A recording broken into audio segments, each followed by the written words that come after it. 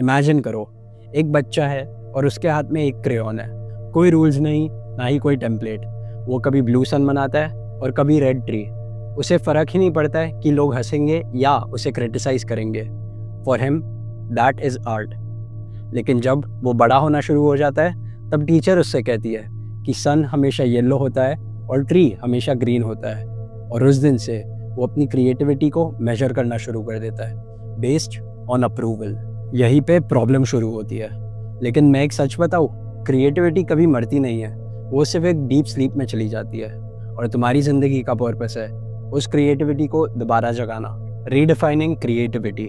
हम क्रिएटिविटी को गलत समझते हैं। लोग सोचते हैं क्रिएटिविटी मतलब आर्टिस्ट बनना, म्यूज़िक, पेंटिंग या पोएट्री।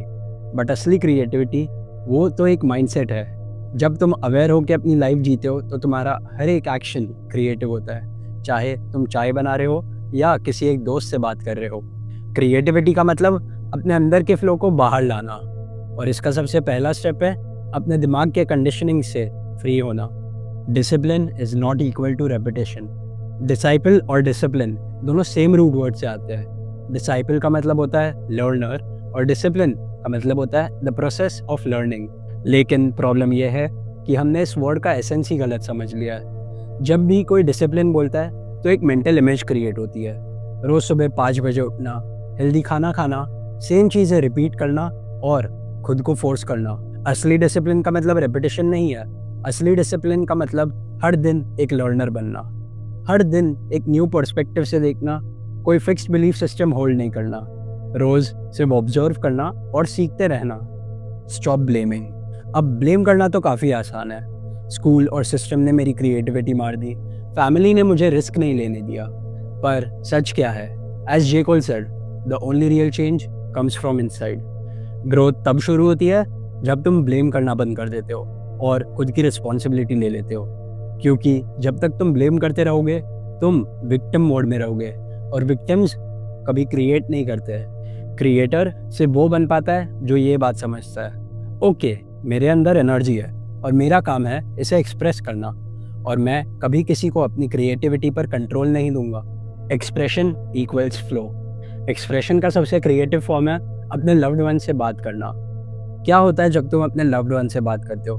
तुम बोलने के पहले कुछ सोचते ही नहीं, सिर्फ फ्लो करते हो। और जब सामने वाला कुछ बोलना चाहता है तुम बिना रिप्लाई प्रिपेयर करे बस सुनते रहते हो। कभी ऐसा लगता है अरे ये बोल देना चाहिए था? नहीं ना, यही अवेयरनेस है और यही से क्रिएटिविटी निकल कर आती है। जब तुम्हारा माइंड इंटरफेयर करना बंद कर देता है तब तुम्हारा असली फ्लो बाहर आता है। Awareness and emotions. हमारी एक और प्रॉब्लम है, हम हमारे इमोशंस सप्रेस कर देते हैं, चाहे वो एंगर, जॉय या सैडनेस हो, और धीरे धीरे हम हमारा नेचुरल फ्लो कट कर देते हैं। क्रिएटिविटी सिर्फ तब निकलती है जब तुम अपने इमोशंस को फ्लो होने देते हो। सप्रेशन से सिर्फ ब्लॉकेज क्रिएट होता है और एक्सप्रेशन से एनर्जी निकलती है। Choose your own battles. कभी ऐसा फील हुआ है कि एक ही प्रॉब्लम बार बार फेस कर रहे हो, हर बार जीत जाते हो पर कैसे ना कैसे वो प्रॉब्लम फिर तुम्हारे सामने आ जाती है, जैसे कोई एंडलेस लूप। बस यही सिचुएशन थी श्री कृष्ण के सामने। मथुरा पर एक राजा जरासंध बार बार अटैक करता था, एक बार नहीं, 2 बार नहीं, पूरे 17 बार, और कृष्ण उसे हर बार हरा देते थे। लेकिन जरासंध को मारना मुमकिन ही नहीं था। तुम चाहे उसे जितना तोड़ दो वो फिर से उठ खड़ा होता था। 17 बार जीतने के बाद कृष्ण ने ये रियलाइज़ किया कि ये फाइट तो कभी ख़त्म नहीं होगी, और अगर वो ईगो में लड़ते रहे तो मथुरा के लोग डर में जिएंगे। तब कृष्ण ने वही किया जो एक वॉरियर के लिए सबसे बड़ा शेम माना जाता है। उन्होंने रन छोड़ दिया और अपने लोगों को लेकर द्वारिका शिफ्ट हो गए, और तब से लोग उन्हें रणछोड़ बुलाने लग गए, मतलब बैटलफील्ड छोड़ने वाला। पर असली बात समझने लायक है, उन्होंने वॉर डर के मारे नहीं छोड़ा। हर वॉर जीतना इंपॉर्टेंट नहीं होता, कभी कभी वॉर अवॉइड करना ही जीत होती है। विजडम ये समझना है कि कब क्रिएट करना चाहिए, कब ऑब्जर्व करना चाहिए और कब अवॉइड करना चाहिए, और शायद यही रियल लाइफ है। सोच लो ज़रा, तुम लाइफ के किन एरियाज़ में अपनी क्रिएटिविटी को ब्लॉक कर रहे हो? क्या तुम रिपीट कर रहे हो बिना अवेयरनेस के? किसे तुम ब्लेम कर रहे हो इंस्टेड ऑफ क्रिएटिंग? क्या तुम अपने इमोशन सप्रेस कर रहे हो इंस्टेड ऑफ एक्सप्रेसिंग? तुम सिर्फ तभी क्रिएटिव हो सकते हो जब तुम अवेयर होते हो, और जब तुम अवेयर हो जाते हो हर एक चीज़ आर्ट बन जाती है।